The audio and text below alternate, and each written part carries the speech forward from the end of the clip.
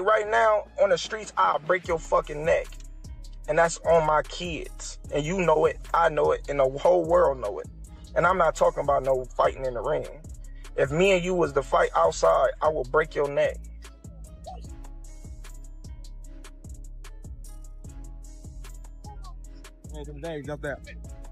If we was to fight right now on the streets, I'll break your __ neck. And that's on my kids. And you know it, I know it, and the whole world know it. And I'm not talking about no fighting in the ring. If me and you was to fight outside, I will break your neck. The words hung in the air of the television studio, heavy with a menace that transcended typical sports promotion. This wasn't the usual manufactured bluster designed to sell pay-per-views. This was a guttural, authentic threat that instantly evaporated the thin veneer of professional civility on the panel. In a fraction of a second, the atmosphere shifted from a heated debate to the precipice of actual violence. Terence Crawford, the man known for an almost unnatural calm in the eye of a storm, had finally heard enough. The icy composure that defines his ring persona cracked, revealing a flash of pure, lethal intent. He didn't just stand up. He stepped with cold, predatory purpose directly into the personal space of Gervonta "Tank" Davis. It was a calculated invasion, an undeniable act of blatant disrespect intended to provoke a reaction. He shoved Davis hard, a physical exclamation point on his verbal threat. Tank, a fighter whose entire career is fueled by a volatile mixture of chip-on-the-shoulder fury and immense talent, reacted on instinct. The verbal sparring was over. Fueled by genuine rage at being physically challenged, he fired back not with shove, but with a legitimate punch.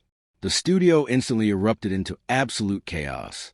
Security teams, sensing the imminent disaster, rushed in from all sides, forming a desperate human wall to contain an explosive brawl between two of the most dangerous unarmed combatants on the planet.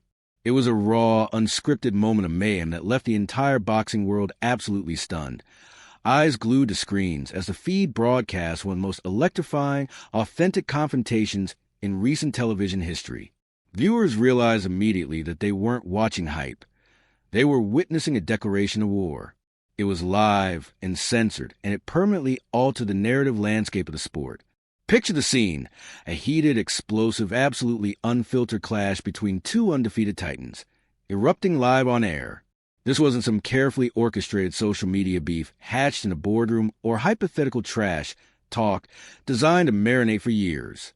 This was genuine, visceral tension captured by rolling cameras, broadcasting every second of an emotionally charged atmosphere that had finally boiled over. For boxing fans starved of authentic rivalries, it was shocking in the best possible way. It was a moment that instantly flipped the script on what everyone thought was possible, making a fight that had long been dismissed as a pipe dream suddenly seem inevitable. The central question immediately became, what sparked this absolute blow-up? Who emerged looking stronger once the adrenaline faded and the security guards retreated? But most importantly, why are fans now fiercely demanding a fight that once seemed too complicated, too expensive, and too politically fraught to ever actually happen? We are talking about Tank versus Crawford. These are two genuine superstars inhabiting completely different gravitational fields in the boxing universe, now locked on a collision course that could redefine the sport's immediate future. This isn't just about a prize fight anymore. It has evolved into a legacy-defining showdown born from pure, unadulterated animosity. These two haven't shared a ring together, and that's no accident of history. Their paths haven't crossed in competition for very specific, often frustrating reasons known too well to boxing hardcores. The usual labyrinth of promotional politics, timing issues, and significant weight class disparities.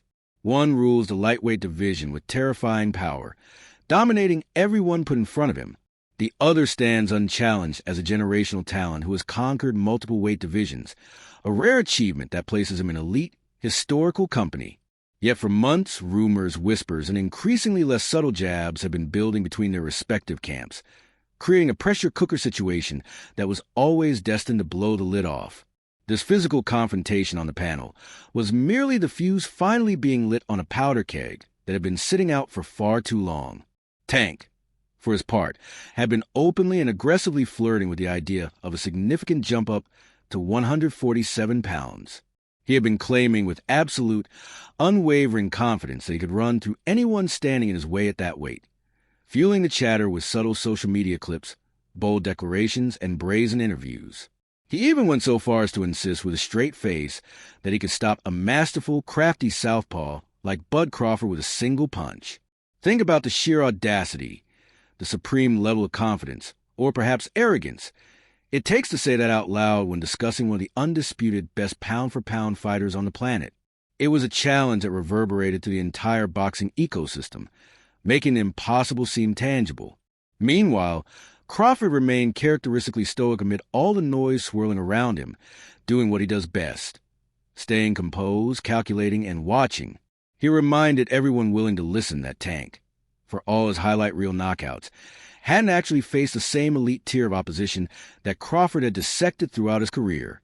Even during the periods when Crawford was inactive, the tension between these two kept simmering just below the surface, never quite boiling over into full public view, but always building in intensity.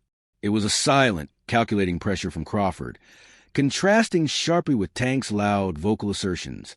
This subtle psychological warfare was just a prelude to the eventual eruption. "I just really don't like him," Tank eventually confessed, cutting to the layers of boxing politics to the raw nerve underneath. This wasn't just about competitive rivalry or who was the bigger draw. It was personal. He felt Crawford carried himself with an unearned arrogance, suggesting Bud relied too heavily on the buffer of his security guards and his large entourage. Tank expressed a belief that Crawford wouldn't maintain that same energy in certain situations without that protection cloud around him. While he acknowledged Crawford as a damn good fighter, he made it clear that Bud's core personality simply wasn't his cup of tea. This admission of raw emotional dislike confirmed that their feud ran deeper than just promotional banner intended to sell tickets. It was a fundamental clash of personalities, a simmering resentment waiting for a spark.